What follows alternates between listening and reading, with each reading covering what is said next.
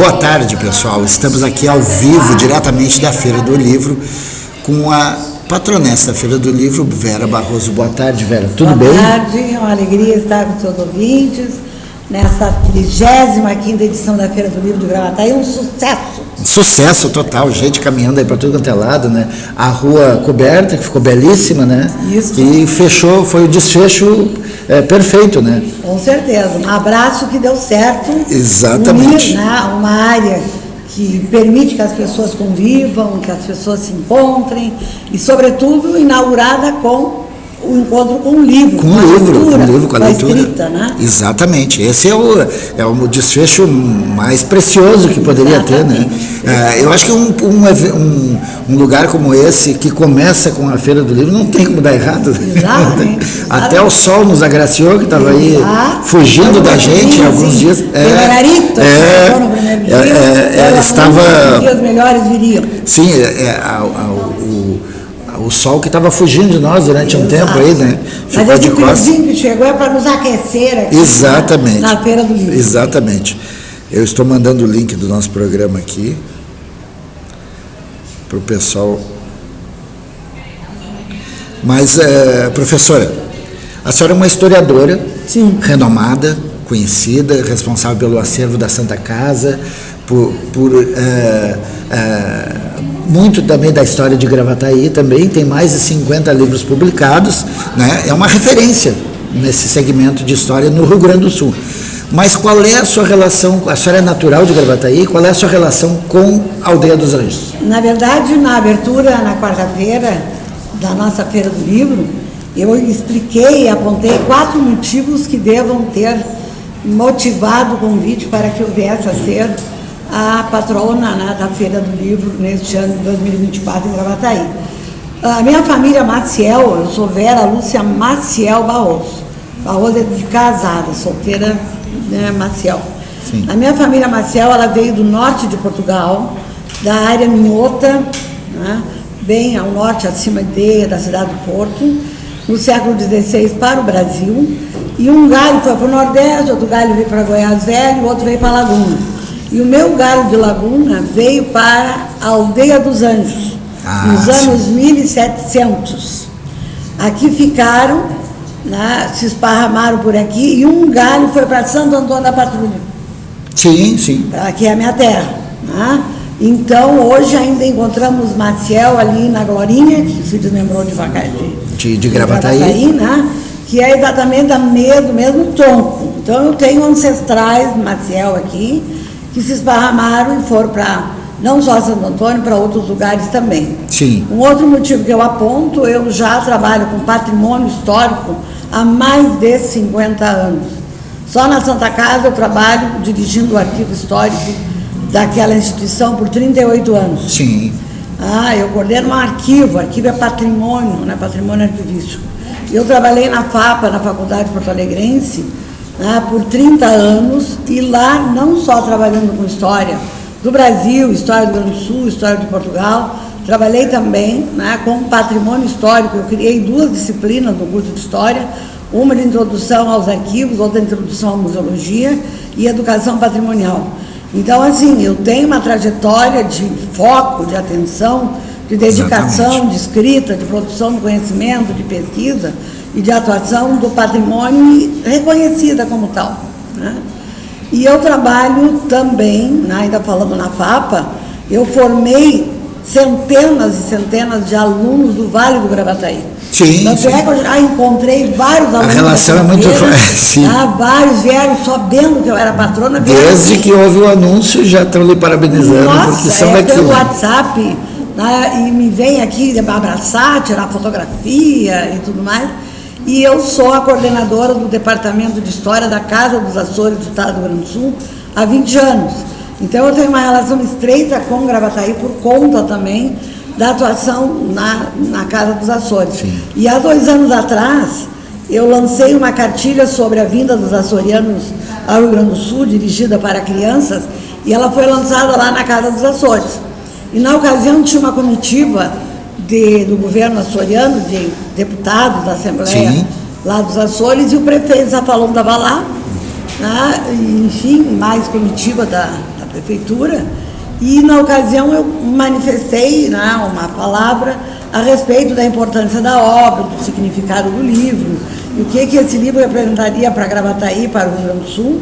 E ao término o prefeito disse que ia me contratar para dar uma palestra para os professores. Sim, da importância de Gravataí. Para os professores. E aí, naquele embalo, eu fui contratada para passar uns meses, e aí as agendas não se fechavam, porque como eu trabalho na Santa Casa, sim, não se fechava porque eu tinha um evento ou algo assim, e aí o tempo foi passando e a tal palestra para professores não aconteceu. Quando foi esse ano, em janeiro, me ligaram da prefeitura, a chefe de gabinete, dizendo que o prefeito queria falar comigo. Eu digo, bom, é agora, né? É agora. Eu vou dar palestra. Vai ser a palestra. Tá? Aí eu vim, cheguei aqui, lá na prefeitura, e lá, então, eu estranhei, entrei na sala do gabinete do prefeito, estava uma equipe da cultura, né, da governança, da comunicação, estava lá a Secretaria da Educação, o prefeito, primeira-dama. Eu digo, mas que coisa estranha, para me convidar para dar uma palestra, a professora, pensei eu, né, mas vamos ver o que vai acontecer. A senhora achou que era ali a palestra? Pois então. E aí veio o convite, eu quase caí da cadeira, fiquei muito emocionada, muito feliz, muito contente, né? E aí, depois, na primeira reunião, eu disse, olha, eu aceito ser patrona, com muito gosto, mas eu quero trabalhar com crianças, quero trabalhar com idosos, que normalmente fico em casa, já passou da idade, parece que não participa mais. Eu quero participar, conviver também com alunos, né, surdos, com crianças de abrigo, enfim, tudo mais. Então, aí começamos a trabalhar a propor, junto com a comissão organizadora, a feira, e realmente ela está retumbante, ela está grandiosa, ela está magnífica, ela está muito bonita. Nós abrimos a feira na quarta-feira, dia 26, com o auditório lotadíssimo, não tinha mais lugar, não tinha mais espaço, pessoas de pé, mesmo uma noite fria, mesmo com inverno, as pessoas prestigiando, foi um dia magnífico. Estava frio e chovendo e o pessoal veio. Mesmo chuviscando, dando aquela neblina, o povo veio, né, prestigiou. Teve total adesão da sociedade, né? Exatamente. É. Então o que a gente está observando é isso, as pessoas estão vindo, os alunos vieram em massa, as escolas aqui estiveram, as atividades culturais, as atividades, né, que estão sendo oferecidas, e eu ontem passei em todas as bancas dos livreiros, em todos. Sim. E perguntei como é que estavam a venda e tudo mais. Então, assim, 95% muito satisfeitos com as vendas, na expectativa desses dois que não estavam esperando, né, melhorar, com certeza. Agora passei ali, tinha bastante gente, né? E as livrarias que sofreram muito com as inundações, aqui em Gravataí não foi tanto, mas no estado todo, quanta livraria perdeu tudo que tinha, né? Porque o livro molhou, não tem mais o que fazer, né? Raramente se recupera alguma coisa. Exato, né? E a importância de trabalhar com as crianças, né? Se a gente não leva a ideia da história para elas, né? E esse é um dos motivos da gente ter feito um podcast que se chama Da Aldeia, é para deixar registrado para esse pessoal que, né, a gente sabe que o hábito de ler cada vez diminui, né? Exato. Em função das redes sociais, desse imediatismo ali das redes sociais, desse pessoal rolando as imagens uma atrás da outra, a gente quis fazer esse registro histórico, de deixar ali os depoimentos gravados para quando a pessoa quiser acessar, dessa forma, conversando, falando, e de preferência com a própria pessoa, né? Que tem muitos vídeos de pessoas contando histórias. Sim. Mas eu sempre achei muito importante esse formato de podcast que permite isso, que a gente converse com a pessoa e ela conte a versão dela dos fatos, entendeu?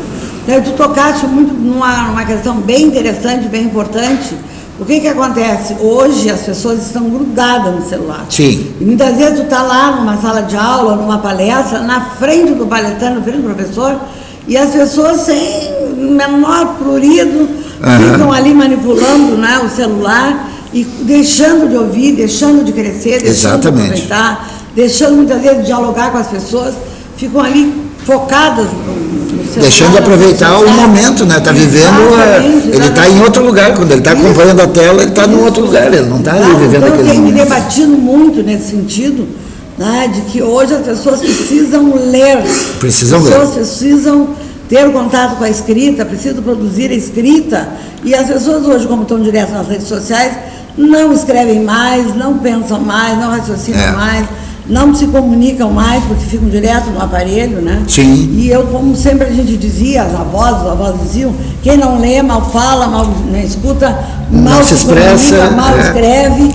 Então, e aí o vocabulário fica desse tamanho, nossa, né? Aí tem dificuldade para ser. Total, exatamente. Total. E isso depois onde isso aí a gente vai ver o reflexo disso aí, na hora que a pessoa vai arrumar um emprego, vai trabalhar, é um profissional limitado. Né? É um profissional que tem poucos recursos ali, porque ele às vezes não sabe se expressar, não sabe nem relatar um problema que está acontecendo no setor dele. E, por exemplo, quem trabalha com vendas, o cara que trabalha com vendas é a oratória, a principal ferramenta dele, né? É a ferramenta de convencimento dele de que ele tem um produto a ser vendido, e se ele tem um vocabulário curto, muito mais difícil dele fazer isso, né? Bem isso. Então, com a importância de ler. Para motivação, para retomada do contato com o livro-papel. Sim. Né? As pessoas têm o livro-papel com seus marcadores, marcando, né? Sim, aquelas partes importantes do livro e tal, as partes para reler depois, esse hábito as pessoas estão perdendo um pouco dos anos, né? Eu, antes desse produto que eu tenho hoje, que é um podcast, eu tinha um canal que se chamava Consciência Poética, onde eu sou muito fã do Mário Quintana, e aí eu fazia locuções com poemas de Mário Quintana e de outros também, de músicas e tudo. Então eu cheguei a ter 100 e poucos mil seguidores lá, mas infelizmente sequestros, rouba a conta da gente hoje. Roubaram a minha faz 4 meses que eu não consigo acessar. Mas o meu intuito já era esse. Ali eu dava dica de livro, né, além de fazer esse trabalho que eu fazia com vídeos e locuções, eu dava dica de livro, fazia esse tipo de coisa, já para tentar levar. Eu conheci pessoalmente o Mário Quintana, que uma honra para mim quando era adolescente ter conhecido ele. E aí assisti ele não fazia palestra, né? Não. Ele conversava, né? Então ele dizia, não, vem mais para perto aqui, vamos conversar, muito tímido, né? Com a sobrinha dele assessorando ali. Então foram momentos assim que eu nunca esqueci e fiquei muito fã da obra dele. E como é simples a gente tentar levar as ideias dele, porque ele era muito... aquelas coisas pequenininhas do dia a dia que transformavam numa coisa belíssima, né? Despojado e potente. Né? Exatamente. E como a literatura pode fazer isso, né? E não tem outro meio que possa fazer isso, né? Porque todo mundo hoje, cinema, teatro, todo mundo se serve da literatura. É através do que foi escrito, né? O que é um roteiro de cinema se não é um livro, né? O que é uma peça de teatro, se não uma história, uma novela que já foi contada. Né? Então, eu sempre dei muito valor para isso, sempre gostei muito de ler, né? Graças ao meu pai, que sempre me incentivou a ler. E a senhora falava sobre a importância eu queria falar um pouquinho sobre a parte da Santa Casa, além de, claro, Gravataí, que a gente ainda vai falar mais, mas sobre a importância do acervo histórico da Santa Casa. A Santa Casa tem quantos anos hoje? Ela foi criada em 19 de outubro de 1803. Sim. Mas as primeiras enfermarias, as primeiras 2 enfermarias é de 1º de janeiro de 1826, quando ela foi inaugurada. Sim. E o primeiro prédio, ele ficou pronto em 1863, do lado, quem olha para a capela, à direita. Hoje são 9 hospitais, contando o Gravataí. Né?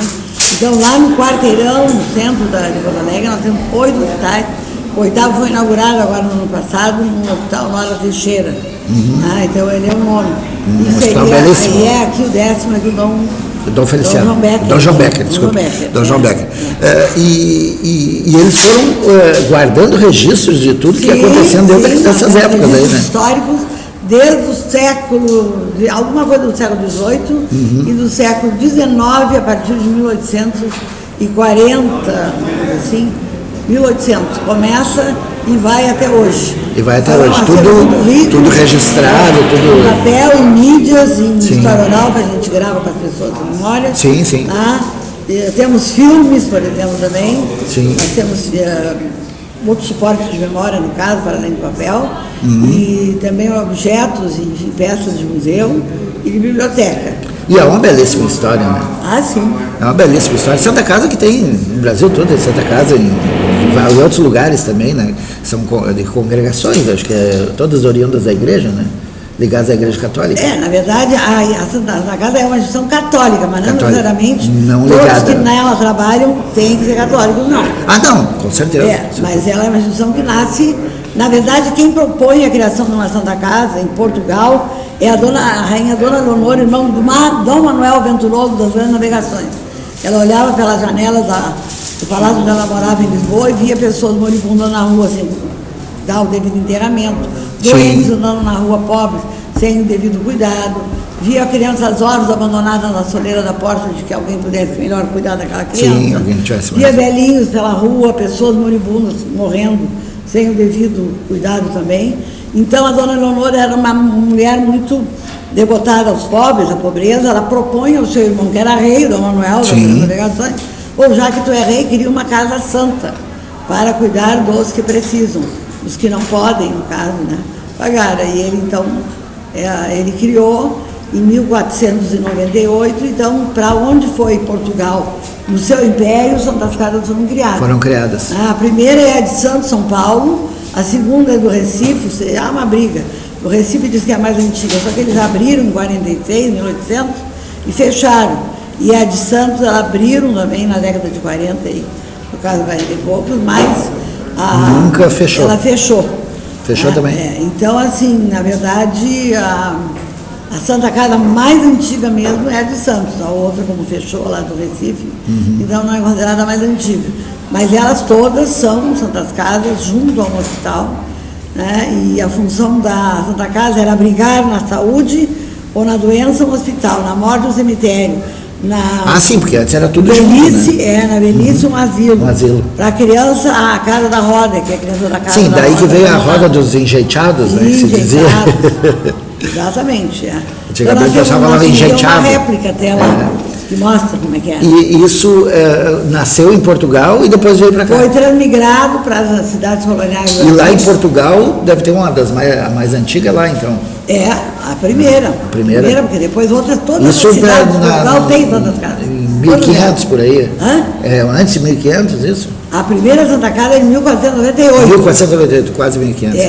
Então já antes de descobrir o Brasil já existia a Santa Casa.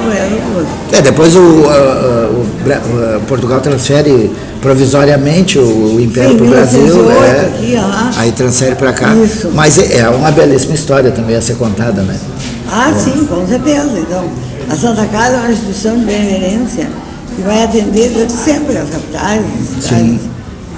Mas ela não é ligada de forma alguma à Igreja Católica, assim, a não ser pela ideia do cristianismo. A ideia do cristianismo. Sim. Deixa eu servir uma aguinha. Dessa perspectiva messiânica. Sim.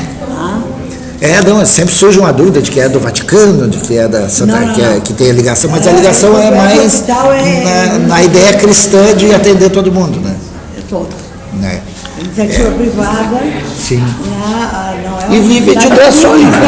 Oficial do Estado. É uma entidade pública enquanto utilidade para o povo. Sim, utilidade pública. Exatamente. Mas ela é particular. E ela sempre viveu muito de doações, né?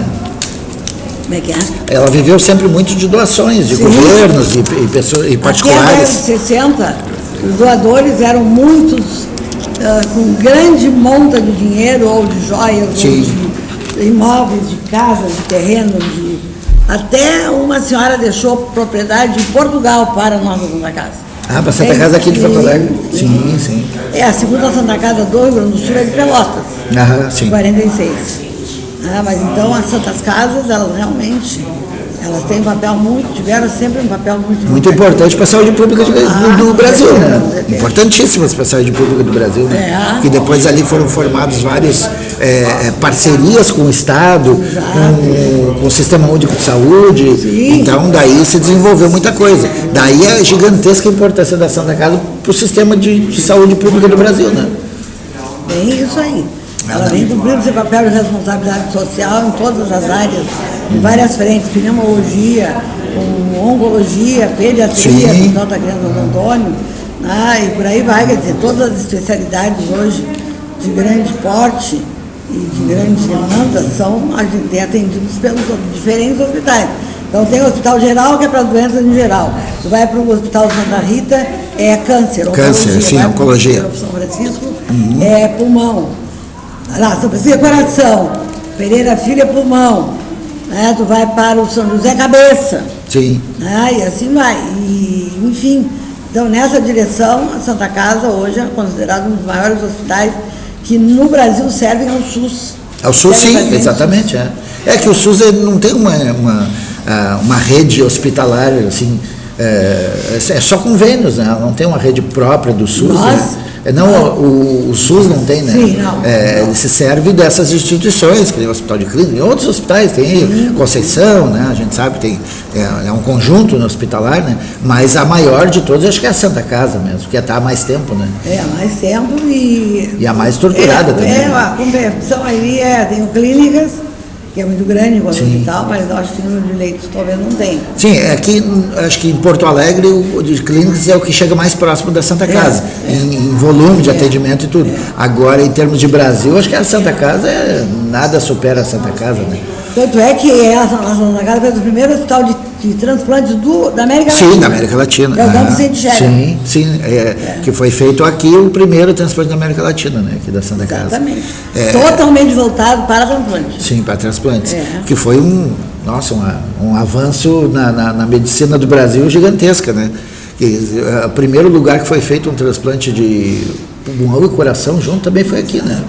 Então a importância... Transplantes ao mesmo tempo, né? Do pulmão, vamos dizer assim, pulmão e coração, pulmão e rim, pulmão e pâncreas, pulmão ou coração e pâncreas. E aí agora estendeu esse atendimento para Gravataí através do Hospital Dom João Becker, que foi uma doação da Congregação Imaculado Coração de Maria para a Santa Casa, né? E está melhorando, a gente vê que tem melhorado o atendimento, né? Claro, falhas sempre existem, mas né, não é a maioria deles e a gente vê que está crescendo, está desenvolvendo, né? Está desenvolvendo. Mas vamos voltar à Feira do Livro. Nossa feira. A nossa feira. Só que eu não podia perder a oportunidade de estar com a senhora e não falar da Santa Casa. E a Feira do Livro, a senhora entende que se a gente não levar as crianças, a senhora falou também dos idosos, e Gravataí tem alguns programas voltados para os idosos, para que cada vez vai ser maior, né? Porque nós, felizmente estamos vivendo mais, né? Então, mas a importância de se levar isso aí para as crianças, né? Muito. Eu vi nos meus dias, até ontem, tinha muitas crianças, ao final, ao longo do show, do espetáculo que estava sendo feito, o chamado às crianças para visitarem nas estandes, né? Sim. Ali ao lado direito, na entrada ali, as estandes que estão expostas com livros, estimular a leitura, claro, nem todos podem comprar, né? Sim. Estimular que comprem livros, quem sabe no Balais, que é mais em conta, para poder... Porque tem opções ali de R$5 livros, né? Mesmo que leve um livro de R$5, vai estar lendo, né? O que é importante, né? Estimular o hábito da leitura. Exatamente. Né? Que é fundamental, mais do que nunca hoje, como nós comentamos há pouco, né? Elas ficam direto. Sim. Eu fui num restaurante ontem à noite, depois das atividades aqui, a criança direto, não tinha 2 anos, 3 anos. Sim, não está alfabetizada ainda, mas digitalmente ela já tem acesso ao mundo, né? Porque ali tem tudo, né? E ali não... é que no meu tempo, por exemplo, a gente tinha que ler um livro e imaginar a história, né? Hoje em dia, as inteligências artificiais, tu fala a história, ela cria um vídeo. Então eles estão rompendo estão deixando os cérebros preguiçosos. Mas olha, porque não precisa, né? Tem uma interpretação, tem uma comparação. Não tem, porque hoje em dia, se eu quiser, não precisa nem escrever, ela pode falar através de um áudio do que ela quer e ela vai criar uma imagem, vai criar inclusive um vídeo. Então a gente, claro, a gente não tem que jogar fora ou transformar vilanizar as inteligências artificiais e a tecnologia, mas ela tem que começar a associar com os hábitos mais saudáveis de ler, de trabalhar o cérebro, de desenvolver o cérebro, porque fica atrofiado, né? Um órgão que a gente não usa, ele atrofia. Eu fico pensando quem trabalha com ciências que não sejam humanas, mas que trabalhem enfim, fora desse circuito, o quanto, né, que isso é difícil. Então, hoje em dia, pensar em construir conhecimento a partir de livros tem que ser estimulado extremamente para os professores, no sentido de que eles estimulem aos seus alunos a leitura. Deveria ter para cada disciplina uma hora de leitura. Porque se tu vai trabalhar, por exemplo, geografia, tu vai querer entender o texto, tem que entender de leitura para saber interpretar, né? Está certo ou não está. Então a ideia é essa, né, de que na verdade nós precisamos mais do que nunca, e a Feira do Livro esse ano bati muito onde eu estive. Sim. Né, visitando, eu estou morando aqui desde o primeiro dia, desde que aconteceu a Se mudou para Gravataí? Me mudei para Gravataí, estou aqui até domingo, até terminar. Né, para bater muito nisso, e estimular a leitura, a escrita, né, para ver se fica um pouco fora das redes sociais. O que eu vejo? Eu fui num restaurante de noite, um gurizinho de 2 anos ali, ó, os pais se livrando da criança. Porque sim, porque é o mais fácil, né? Ele está entretido, né? Teoricamente está seguro, que está ali, não é muita segurança nas redes sociais, é relativo isso, né? Porque tem muita gente, tem acesso a muita gente, a gente sabe que a maldade impera, né? Hoje em dia tem as pessoas que falam de tudo, então tem muitos e que bom que tenham momentos e feiras e eventos como esse que possam fazer a pessoa se desprender de estar naquele aparelhinho ali grudado e partir para buscar conhecimento e interagindo diretamente, né? Muito. E eventos como esse são importantíssimos. Não só isso, tem as outras manifestações. 35 edições, olha, né? Tem uns que está no 10, está no 11º, está no 12º, está no... Sim. Está no 20º, mais 45, 35, é uma valorização que a cidade sempre deu para a Feira do Livro. Né? Nos entremeios lá não houve 2 anos lá. Um período lá, um ano e outro ano. Sim, sim. E agora veio com toda a essa feira mesmo, ela quase que não acontece, em função de que ela seria em maio, seria antes até, né? E aí depois com aquele tudo que aconteceu que no estado acabou adiando, mas felizmente a Gravataí não foi tão afetada quanto outros municípios, e aí a gente pôde fazer aqui a Feira do Livro. Felizmente, né? Não precisou ser adiado, em função de tudo isso que aconteceu no Rio Grande do Sul e tal. E quando a gente falava sobre o Rio Grande do Sul, aí, fugindo um pouquinho só da nossa feira aqui, teve a questão da enchente de 1941, que não se compara com essa de agora, né? Ela não foi uma área tão grande afetada, né, naquela de 1941, e em Porto Alegre tinha 270 mil habitantes, hoje Gravataí tem isso. Então as pessoas afetadas foram muito menos. E agora não, foi 80% do estado afetado, né? Então realmente correu vários eventos que deixaram de acontecer em função disso, né? Realmente, porque não tinha como, né? Não tinha. Eu fui lá parar em Santo Antônio durante 15 dias, porque eu não tinha água, eu queria não tinha água, exatamente. Exatamente. Sabe? Então não tinha como. Agora nem se colocar num lugar daquele que não tinha lugar onde ficar. Mas ontem nós tivemos no nosso programa, que a gente tem uma edição noturna do programa, com um rapaz que trabalhou nos resgates, já tiveram vários que trabalhou com resgate, né? Trabalhou nos resgates de animais. O Betinho, da Anivete, aqui, ele esteve no programa com nós, e ele esteve lá e falou sobre esses resgates que eles fizeram de animais e tal. E a gente comentava comentou sobre os outros resgates de pessoas e tudo, e Gravataí acabou centralizando, porque aqui estava tudo ok, né? Acabou centralizando várias locais de doação, de distribuição de produtos. Então, a gente comentava que só tinha uma coisa que teve mais do que água no Rio Grande do Sul, foi a solidariedade. Essa aí também teve uma inundação de solidariedade. Veio do Brasil todo, veio de vários lugares, e foi uma coisa muito bonita, né? Ver as pessoas ajudando as pessoas, né? Não só esperando pelos órgãos públicos. Isso aí foi uma coisa muito bonita que a gente pode notar nessa catástrofe que houve aqui, né? É verdade. Foi bem bonito assim, ver a manifestação das pessoas correndo atrás, ajudando e doando e montando centros para receber as pessoas e tudo.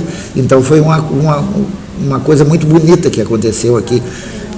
E que bom que essa mentalidade de ajudar os outros se propague, né? A senhora tem mais de 50 livros lançados. Mais de 50 livros organizados, tanto de história do Rio Grande do Sul, em algum aspecto, por exemplo. Tem um sobre a história do Hospital Cristo Redentor. Cristo Redentor. Complexo ali, sim, no Grupo Hospitalar Conceição. Eu fiz um livro de memória sobre pessoas que fundaram aquele hospital e como que as pessoas vêm ao hospital. E tudo foi trabalhado, traduzido, foi feito, tem os retratos lá. É um livro, vamos dizer assim, que dos primeiros que eu mais gostei. Sim. De fazer, muito interessante. Contou a história dos fundadores do... Dos fundadores. Na verdade, as pessoas não sabiam quando eu sou da Guarda Velha. Eu não sei se a gente podia conversar um pouco sobre a cartilha que eu escrevi sobre os viajantes. Pode, claro. A senhora que manda aqui.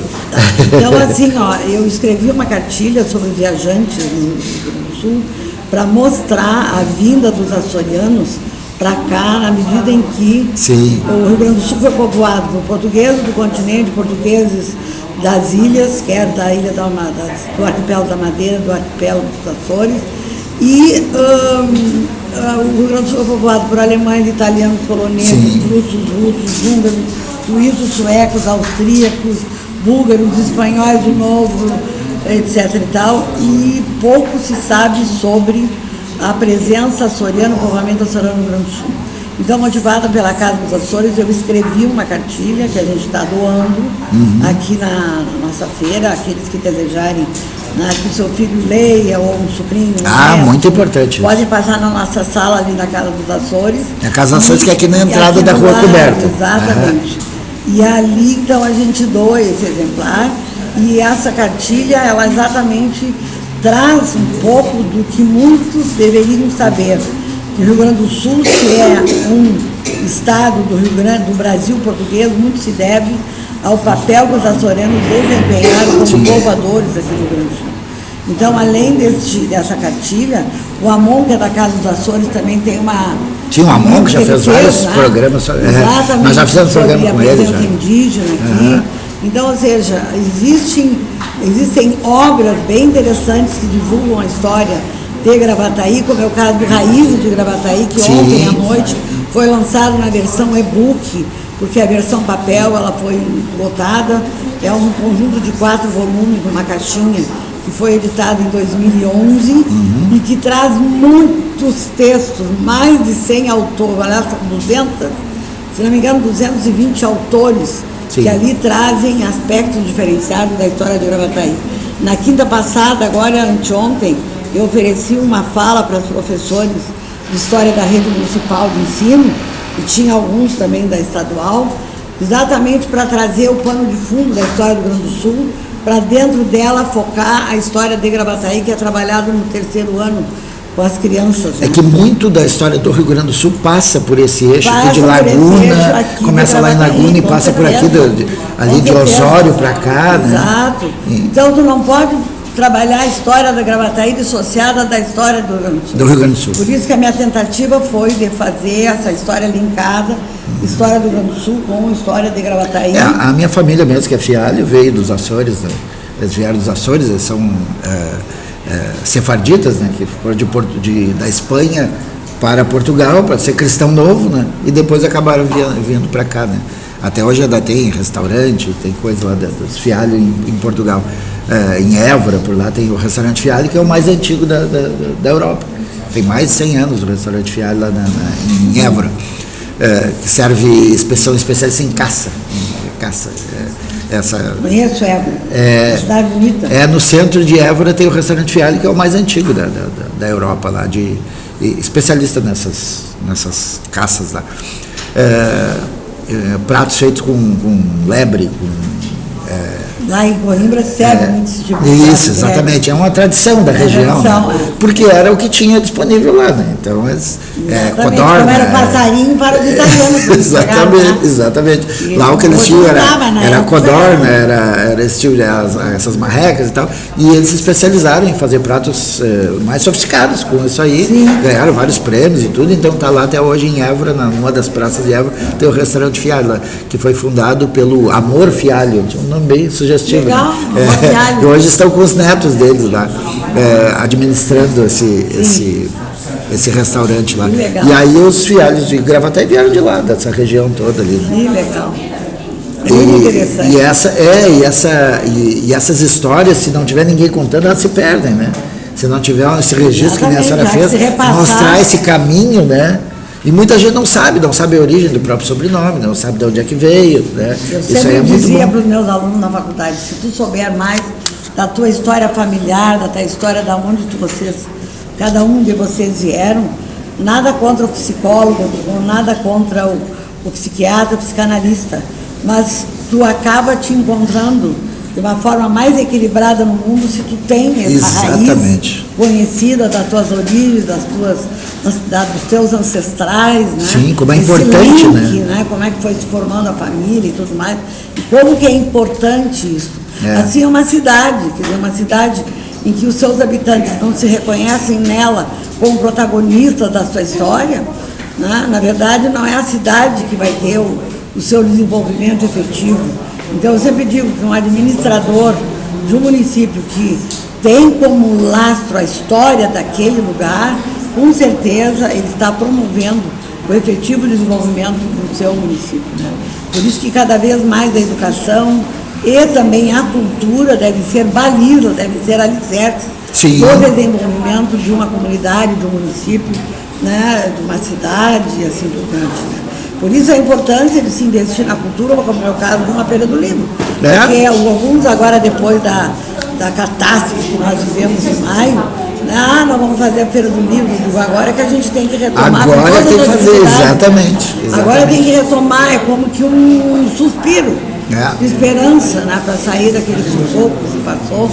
E jamais pensávamos em ter passado. Não, ninguém imaginava. Se falava em 41 como uma coisa assim, meio, sabe, fantasiosa, mas será? Sim. Claro, as fotos estão ali mostrando. Não, e eu me lembro que muita gente dizia, o Muro da Mauá não precisa mais, não tem mais enchente, foi em 41.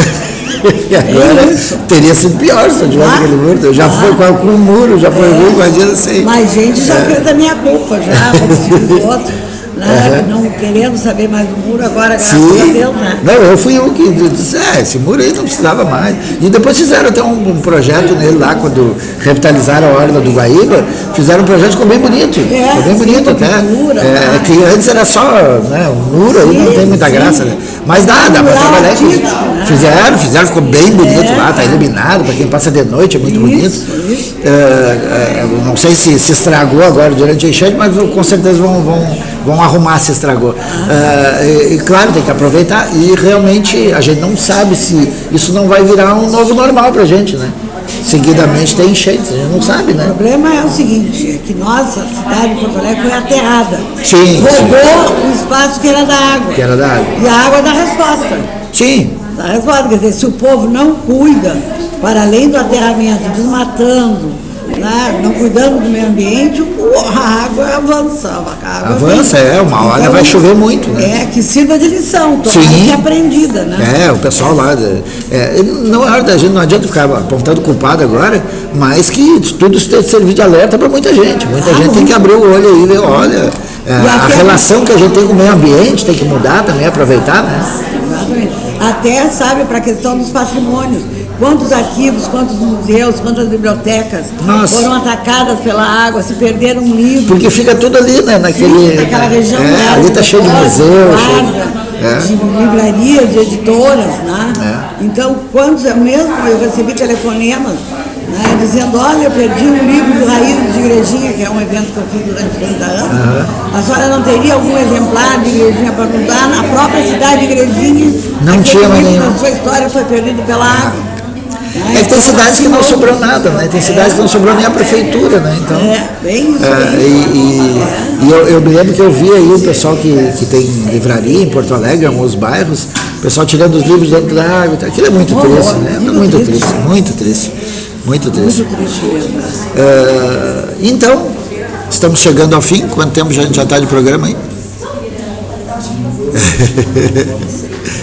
Tá. Não, a gente já tem um bom, já conversamos um pouquinho sobre tudo. Eu vou lhe convidar para... Ah, tá. Eu vou lhe convidar depois para a senhora voltar um outro dia lá no nosso estúdio, lá aqui no centro de Gravataí, que é aqui no centro de Gravataí, mas lá com todo aquele conforto que o estúdio permite, assim, para a gente voltar e conversar mais sobre isso. Mas é um prazer sempre. Então tá, vamos combinar. Eu tenho combinar. tantos alunos, tantas pessoas conhecidas, queridas aqui Sim. em Gravataí. Tenho seguido a Casa dos Açores para as atividades que a gente oferece ali. É, a gente vai fazer uma parceria com a Casa dos Açores também, começar a contar mais essas histórias. E o programa não tem fronteira, porque está na internet, aí todo mundo assiste, então vai pode... Vai pro YouTube? Já está no YouTube, estamos ao vivo no YouTube. E dali a gente vai repercutir aí para outro, mandar o link para todo mundo. Vou mandar o link para a senhora também do programa, vai ficar lá, aí a senhora manda para quem, a senhora quiser depois. Registrar aqui um agradecimento, né? Pela oportunidade de poder compartilhar minha alegria, minha satisfação, a minha exuberante gratidão pelo convite feito de ser a patrona da 35ª edição da Feira do Livro de Gravataí, que já tem uma tradição, são raros municípios que têm um número que tem de feira de livros. Né? Tem umas engatinhando, começando, outras nem deram importância ainda ao livro, Sim. Porque ainda mais agora que tem as redes sociais, infelizmente, muitos substituíram a leitura de livro por redes sociais, fake news tudo que é bom vem alguma coisa ruim junto, né? Então a internet é uma maravilha, ela é uma ferramenta maravilhosa, mas vem coisas que a gente não controla também, né? Então vem coisas ruins também, infelizmente. Ah, pois então, mas então por isso que a feira vem ser uma coisa boa. Exatamente, a feira... As pessoas estão vindo, né? As crianças estão sedentas por livros, foram lá. Ontem um colega meu da Santa Casa veio e a outra colega que estava fazendo oficina ainda disse, olha, o Arthur, que é o nosso colega, levou 2 sacolas de livro, coisa boa. Não, maravilha. Coisa boa, que maravilha, para os livreiros.